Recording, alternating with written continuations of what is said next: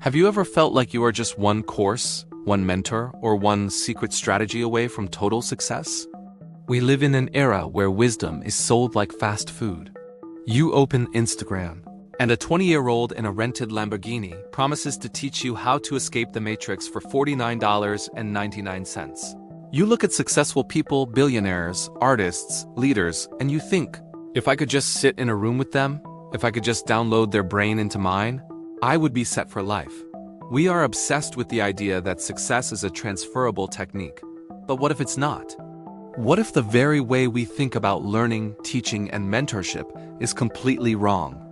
Today, we are opening the pages of a dialogue that is often ignored by scholars, but contains perhaps the most mystical and shocking revelation Socrates ever made.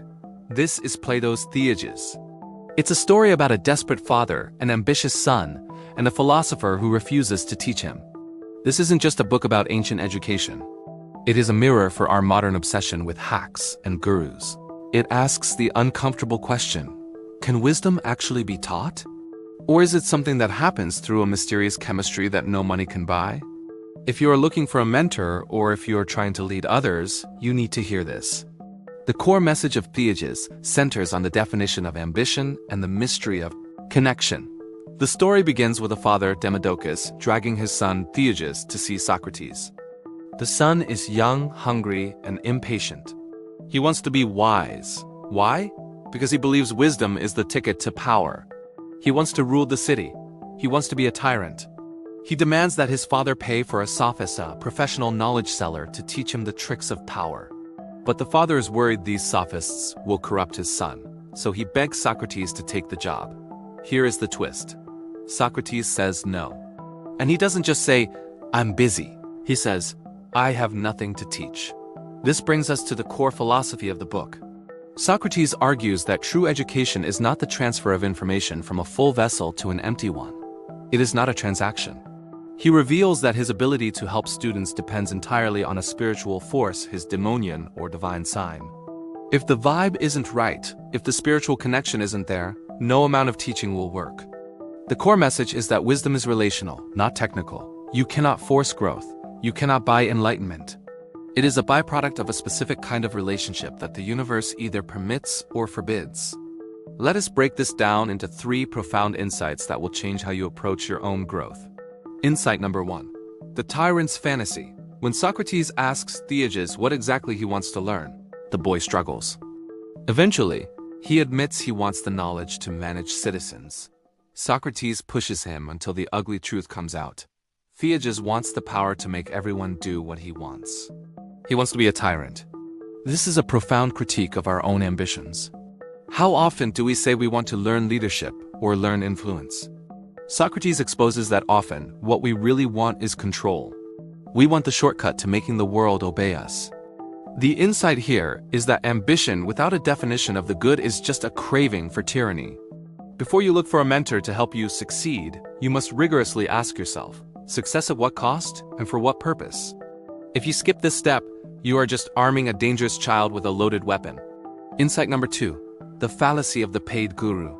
Theages and his father are willing to pay any amount of money. They view education as a commodity. Here's the gold, give me the wisdom. This is the sophist model, and it is the model of most of our modern education system and self-help industry. Socrates rejects this entirely.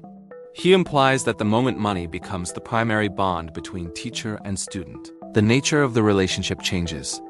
It becomes a service, not a transformation. A sophist will teach you what you want to hear to keep getting paid. A true philosopher will tell you what you need to hear, even if it hurts.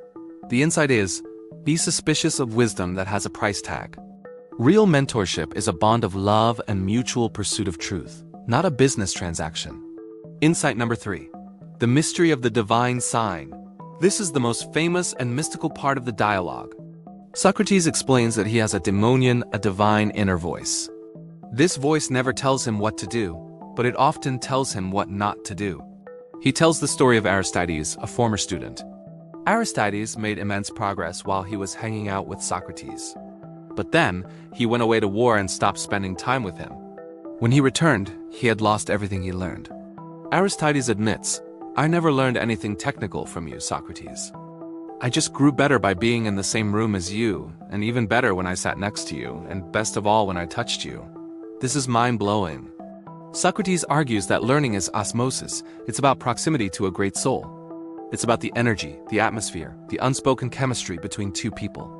If the divine sign forbids Socrates from teaching someone, it means there is no chemistry, and therefore no learning will happen. You cannot force a mentorship. It's either there or it's not. So how do we apply this to our lives tomorrow? First, stop chasing hacks. Start chasing resonance.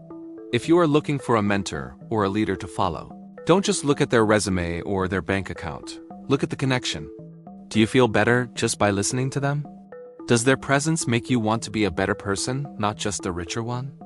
If the vibe is off, walk away. No amount of technical advice will compensate for a lack of spiritual alignment. Second, check your own Daimonion. We all have an intuition. How many times have you taken a job, dated a person, or started a project when a small voice inside said no? Socrates honored that voice above everything else. Tomorrow, try listening to the no. If you feel resistance in a relationship or a path, don't force it. Wisdom is knowing when to stop pushing against a closed door. Finally, define your ambition. Are you Theages? Are you trying to learn skills just to manipulate your environment and feel powerful? Or are you trying to cultivate a soul that is worthy of power? Before you buy the next course on how to influence people, ask yourself if you are a person worth being influenced by. Theages teaches us that we cannot buy our way to wisdom. We cannot demand it. We can only prepare ourselves for it. Find the people who make our souls vibrate at a higher frequency, and hope that the divine sign gives us the green light. Stop trying to download the software. Start trying to connect with the source.